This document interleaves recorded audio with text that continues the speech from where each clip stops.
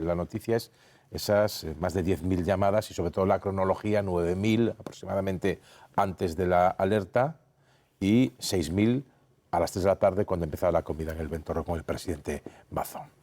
Es una trascendencia jurídica muy importante, porque claro, esto que está contando Alfonso, claro, si entre las 5 y las 7 de la tarde la gente ya estaba llamando al 112 diciendo la situación es desesperada, nos estamos ahogando, aquí puede haber homicidio imprudente.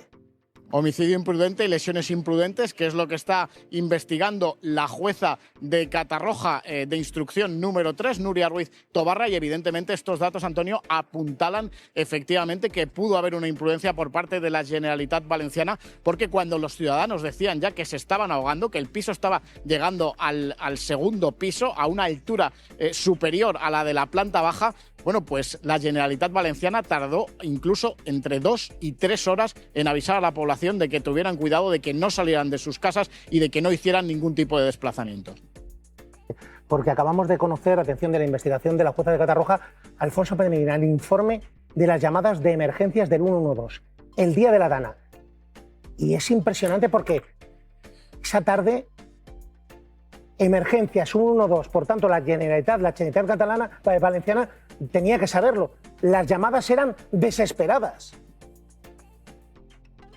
Absolutamente desesperadas, Antonio. A partir de las 5 de la tarde se recibieron llamadas en las que la situación era ya muy difícil para muchos ciudadanos. 20.000 llamadas registró el 112 de la Comunidad Valenciana en todo ese día 29 de octubre y, por ejemplo, a las 3:22 ya se estaba informando del desbordamiento de un río en Requena. Ahí estaba la unidad militar de emergencias trabajando también en el municipio de Utiel. A las 5:05 se recibió otra llamada diciendo que se había desbordado agua y, ojo a esto, Antonio, a las 17:19 en el municipio de Chiva el 112 recibió una llamada en la que se decía que había una casa inundada y que varias personas estaban en el tejado a las 17:19, es decir, 3 horas antes de que se mandara la alerta a la población.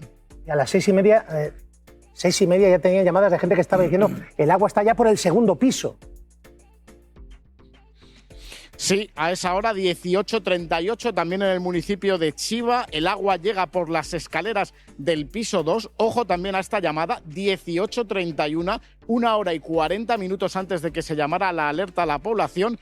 Una llamada alertaba de que se había desbordado la Rambla del Pollo, 1 hora y 40 minutos antes de que se mandara esa alerta a la población. A las 19:14, una familia en el tejado de una vivienda en la localidad de Torrent. Es decir, queda muy claro, Antonio, que entre las 5 y las 7 de la tarde, mucho antes de que se mandara esa alerta, la situación era absolutamente desesperada para muchos ciudadanos en la Horta Sud de Valencia. De una trascendencia, Pablo Simón, es una trascendencia jurídica muy importante, porque claro, esto que está contando Alfonso, claro, si entre las 5 y las 7 de la tarde la gente ya estaba llamando al 112 diciendo la situación es desesperada, nos estamos ahogando, aquí puede haber homicidio imprudente. Homicidio imprudente y lesiones imprudentes, que es lo que está investigando la jueza de Catarroja de instrucción número 3, Nuria Ruiz Tobarra, y evidentemente estos datos, Antonio, apuntalan efectivamente que pudo haber una imprudencia por parte de la Generalitat Valenciana, porque cuando los ciudadanos decían ya que se estaban ahogando, que el piso estaba llegando al segundo piso, a una altura superior a la de la planta baja, bueno, pues la Generalitat Valenciana tardó incluso entre 2 y 3 horas en avisar a la población de que tuvieran cuidado, de que no salieran de sus casas y de que no hicieran ningún tipo de desplazamiento. No, esto es de una trascendencia impresionante. Sí, porque la jueza parte de 2 premisas. La primera, la competencia plena en protección civil y en la anticipación de esta tragedia le correspondía a la Generalitat Valenciana. Segundo elemento, la dilación que hubo en el envío del mensaje pudo tener implicaciones en términos de pérdida de vidas humanas. Yo creo que este informe que está llegando ahora de los servicios de emergencia lo que está subrayando es ese segundo punto. Es decir, en qué medida esta dilación en el envío del mensaje pudo tener implicaciones y pérdidas irreparables. Y aquí es donde yo tengo la impresión de que el señor Mazón tiene un auténtico problema, ¿no? Porque, claro, no puede hacer compatible lo que hubiera sido una gestión correcta desde una perspectiva política que el salvaguardar su propia seguridad desde la perspectiva penal. Porque si desde una perspectiva política él hubiera estado a cargo de todo el proceso, eso significaría que él es el responsable último por no haber enviado la alerta. Si por el contrario contrario, lo que está diciendo es: yo no me enteraba de nada, yo no era el último en la cadena de mando. Eso implica que es su segunda, que sí estaba en el CECOPI, la que tiene que asumir la responsabilidad. Pero al mismo tiempo lo que implica para él, desde una perspectiva política, es que ha sido dramáticamente negligente. Y yo creo que eso es lo que explica el cambio de versión. Es decir, en el momento en el que estamos viendo que la jueza se mete por medio, es cuando ya no puede ajustar las dos versiones y, por lo tanto, se lava las manos y prioriza su futuro judicial al asumir responsabilidades políticas que, a mi juicio, se sustancian con una dimisión irrevocable. Lo del 112 me parece que es importantísimo porque, atención, están contando como a las 5 de la tarde la gente estaba llamando desesperada a emergencias, 112. ¿Qué pasa, que nadie de la Generalitat Valenciana se enteró? ¿Nadie sabía nada? Porque Mazón ya sabemos que estaba en el Ventorro, vete tú a saber dónde. Pero ¿y el resto? ¿Por qué se tarda tanto en enviar ese mensaje de alerta de emergencias si a las 5 de la tarde la gente ya está diciendo nos estamos ahogando? Es más, Alfonso, el 112 no pudo dar abasto. Sí, estuvo absolutamente desbordado durante toda la tarde del 29 de octubre. En total se recibieron en las 24 horas de ese día 19.821 llamadas. Solo se pudieron gestionar 4.770, aproximadamente un quinto de las llamadas que se recibieron. Es la tónica habitual durante toda la tarde. El momento peor fue entre las 5 y las 6. Se recibieron 2.438 llamadas y solo se pudieron gestionar 338. Da, Antonio, una idea de cómo los servicios de emergencia se vieron absolutamente desbordados y que a las 5 de la tarde, que es cuando comenzó esa reunión del Centro de Coordinación del CECOPI, la situación ya era muy, muy complicada. Y hay que recordar que entre las 5 y las 6, además, cuando se produjo el desbordamiento de muchos ríos, el CECOPI se fue a negro y hubo un receso entre las 6 y las 7 de la tarde.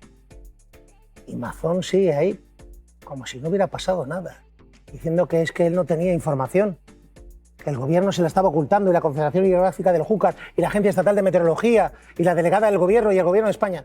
¿Y el 112? Todo lo anterior es mentira, pero ¿y el 112 no le informaba? La MED se le complica la situación. Se le complica mucho, ¿no? Aquí lo que se está demostrando es una dejación de funciones de mortal necesidad, una mala gestión total y absoluta. Y yo creo que Mazón es consciente, o debe ser consciente ya, de que no tiene su futuro político. Y sus propios hechos lo demuestran, porque él ayer estuvo en el CECOPI de Castellón, él mandó a los bomberos a los cauces de los barrancos y de las zonas que se podían desbordar. Él ayer estaba resumiendo... Ha hecho lo que no hizo hace 4 meses. Exacto. Él ayer y hoy ha hecho lo que no hizo hace 4 meses porque sabe que lo hizo mal, porque todo su gobierno fracasó estrepitosamente. No es que no estuviera a la altura, que ya es una buena crítica que le ha hecho Feijóo, la sino crítica que es demoledora, porque Feijóo está diciendo no ha estado a la altura, pero luego lo que no dice es tiene que dimitir. Si tú eres un presidente autonómico y tu líder de tu partido te dice, primero, que estuviste noqueado y segundo, que no estuviste a la altura, tú, por vergüenza torera aunque sea, te tienes que ir y tienes que dimitir. Fíjate que la gente estaba llamando desesperada a las emergencias de la Comunidad Valenciana diciendo que se ahogaba. Y antes, Antonio, tremendamente revelador, es un informe de más de un centenar de páginas remitido por el 112, es decir, por la Consellería de Emergencias e Interior a la jueza que investiga este caso. Bueno, en ese documento tenemos, ojo, la lista completa de llamadas al 112 ese día, de gente desesperada que veía cómo su casa se inundaba, atrapados por el coche, personas que pedían auxilio. Las cifras, aquí la tienen, son impactantes, sin precedentes. Aquí ven las 3 columnas, las de las horas más críticas, las de las llamadas recibidas y también las incidencias gestionadas. Bueno, entre las 5 y las 6 de la tarde se registra, es verdad, el mayor volumen de llamadas. Ahí lo tienen, 2.438 llamadas y solo se pudieron gestionar 338. Pero es que fíjense arriba del todo, porque a las 2 de la tarde, antes incluso de esa comida del Ventorro, ya había casi 900 llamadas, 898 llamadas al 112. Los datos revelan que el volumen era tal que solo se pudieron gestionar un 20% de esas llamadas recibidas. La radiografía de esas llamadas permite comprobar que el gobierno valenciano, a través de Emergencias, sabía que esto no era cualquier cosa y que además lo sabía pronto. Vamos a ver las horas. Fíjense esta llamada de las 14:36 en Utiel. Dicen, agua por la cintura dentro de casa, 2:30 del mediodía, Chiva, 16:40. Esto ya es el inicio del Barranco del Pollo. El agua está empezando a entrar en la vivienda. 6:30 de la tarde, Paiporta, donde más muertos se registraron. Se está desbordando el barranco, no han cortado la zona, decía ese vecino. Y también, por ejemplo, esta otra llamada hemos querido seleccionar de la cantidad de llamadas desoladoras que hay. A las 7:14 en Torrent, familia en el tejado de la casa, Antonio. Todo esto ya lo tiene la jueza. Diana del Amo, y tenemos que soportar hoy a la vicepresidenta de Carlos Mazón decir que en las últimas horas lo han hecho bien porque esta vez sí tenían información. Sí, dice la vicepresidenta del Consejo, Susana Camarero, que ahora en este episodio se cuenta con una información de la que no se disponía el pasado 29 de octubre. Dice también la vicepresidenta Camarero que hay que incrementar, por tanto, la prevención porque no se puede confiar, dice, en las agencias estatales, ni en la EMET, ni en la Confederación Hidrográfica del Júcar, y que por eso se ha incrementado ese control con esas mediciones de los bomberos de la Generalitat en el cauce del Barranco del Pollo. Se están tomando todas las medidas necesarias con la información que se tiene. La diferencia es la información y hoy tenemos una información. Ayer se contó con una información que no se contaba el día 29. Sabemos que ante los fallos demostrados el día 29 de octubre por las agencias estatales, tanto por AEMET como por la Confederación, no podemos confiarlo todo y lo hemos visto que no se puede confiar todo a la previsión que se hagan las agencias y por eso lo que estamos haciendo es incrementar la prevención. Vaya rostro, vaya cara dura. Alfonso Pérez Medina, el día de la Dana, 112.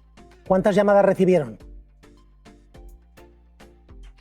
Pues en las 24 horas, Antonio, en total 19.000 llamadas, pero es que lo más llamativo es que antes de que se mandara la alerta a la población, a las 8:11 de la tarde, más de 16.000 llamadas, centenares, miles de llamadas en las que se alertaba de esa situación absolutamente desesperada, sobre todo en los municipios de la Horta Sur. A las 6:30 de la tarde ya se estaba diciendo que el Barranco del Pollo estaba absolutamente desbordado.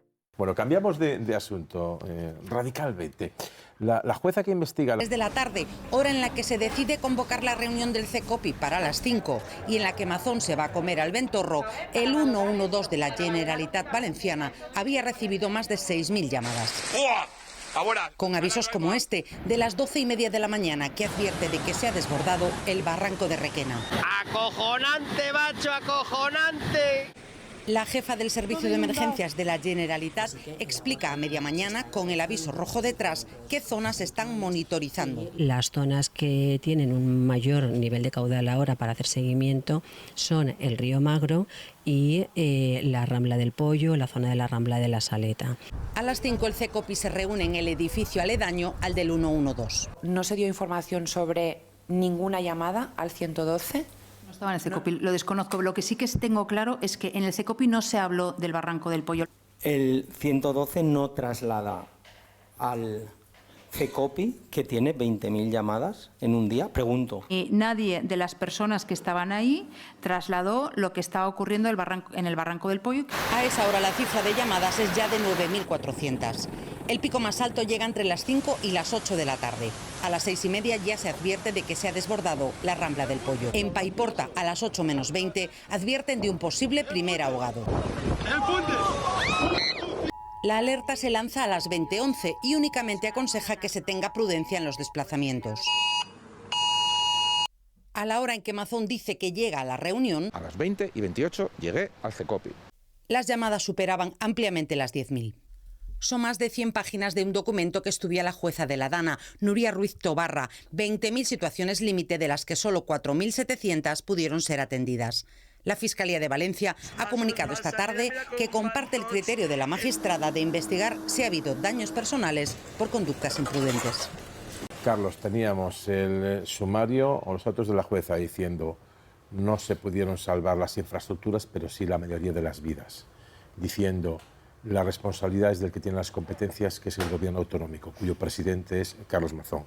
Ahora tenemos un listado interminable de llamadas alertando desde primera hora de la mañana, unidas, digamos, a las advertencias de AEMET de 7 y pico de la mañana, de que la situación era la que era.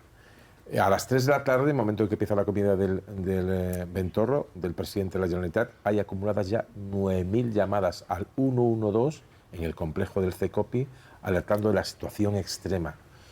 Son más datos sobre más datos que ya vamos conociendo. Y va a haber más. Yo creo que va a haber más porque se está haciendo una investigación interesante por parte, desgraciadamente, de quien puede hacerla, porque periodísticamente creo que se ha avanzado muchísimo, pero la Generalitat ha resistido todo lo que ha podido, lo cual me parece, a mí es que no lo dejo de destacar en cada lugar, porque me parece increíble que en 2025, en una democracia europea, un gobierno autonómico avanzado, en un lugar como la Comunidad Valenciana, un lugar de las regiones ricas de Europa, en una de las zonas, por cierto, más ricas de la Comunidad Valenciana, se han perdido miles de millones porque es una zona muy rica y muy avanzada, que 4 meses después la Generalitat esté goteando los datos de qué le dijo, quién no le dijo, cuándo le dijo, pero qué locura es esta, pero qué locura es que los datos no son de la Generalitat, que son públicos, que es muy importante, no ya para buscar responsabilidades de quién lo hizo mal, sino para que no vuelva a pasar, que una democracia necesita la transparencia de qué pasó para saber qué se hizo mal, porque todo esto se va a estudiar, se está estudiando, de hecho, y se estudiará en muchísimos lugares expertos de emergencias para llegar a la conclusión de qué no hay que hacer, que es básicamente la mayor parte de las cosas que se hicieron en ese día. Entonces, a mí me parece increíble que lo tengamos que saber por una jueza, me parece desolador por parte de la Generalitat, pero bueno, la realidad es que lo vamos a saber porque por suerte España es una democracia avanzada en la que aunque te empeñes en no dar los datos, te acaban obligando a que los des. Creo que todo lo que se está sabiendo es cada vez más evidente que es absolutamente insostenible. Tanto es así que es una cosa, para mí, es un testigo de cargo demoledor de Mazón, que ha destituido a todas las personas que tomaron decisiones menos a sí mismo. Prácticamente todas las personas que tomaron decisiones en esas horas y que evidentemente hasta el líder de su partido dice que no estuvieron a la altura, han sido destituidas, pero el máximo responsable sigue al frente de una manera que es evidente que si no fuera, y todos lo sabemos, si el PP, yo esta es una apuesta que creo que es bastante razonable hacer, si el PP tuviera mayoría absoluta en este momento y pudiera sustituir con una cierta tranquilidad a su presidente autonómico por otro presidente autonómico del PP, probablemente lo habría hecho. Pero como está en manos de Vox y no quiere dejar que Vox controle si va a elecciones y le pueda dar un golpe muy duro, porque ahora Vox está muy fuerte en Valencia, pues estamos así, pero todo el mundo sabe que lo de Mazón es insostenible. Los archivos son demoledores. Veíamos ahí pero es que la pantalla detrás, el mapa de Valencia en rojo, en la EMET, hablando literalmente de una torrentera que no recuerdo, pero también del Barranco del Pollo. Escuchamos el día 30, me parece el 30 o el 31, la primera vez que Feijóo va al lugar de los hechos, diciendo que Mazón le ha estado informando desde casi 48 horas antes de lo que venía, con lo cual información le estaba llegando. Pero, Lourdes, si a eso le añades los 2 autos iniciales de la jueza, y hoy decía 9.000 llamadas, 6.000 llamadas creo que llegaban hasta las 3 de la tarde, cuando empezaba la comida en el Ventorro, 10.000 antes de la alerta, se van acumulando una serie de indicios que políticamente pasará lo que pase, judicialmente también. Yo, una cosa para empezar. Yo que creo que Mazón es un político lo más parecido a un político sentenciado en su vida política, que creo que desde el momento en que la solución fue fiarlo a la reconstrucción se le va a hacer muy larga a Alberto Núñez Feijóo. No sé si a Sánchez también, pero a Alberto Núñez Feijóo me parece que ya se le está haciendo muy larga. Pero a mí esto de que nos refiramos a lo de, entre comillas, cargarse a un presidente de una comunidad autónoma, yo tendría un poco de cuidado, aunque solo sea por respeto institucional. O sea, no es cargarte a un dirigente de tu partido, es que es alguien a quien ha votado la ciudadanía. O sea, yo procuraría definirlo cuando nos referimos a eso en otros términos, porque no es tan sencillo. Es alguien que ha ido a las urnas y lo han votado.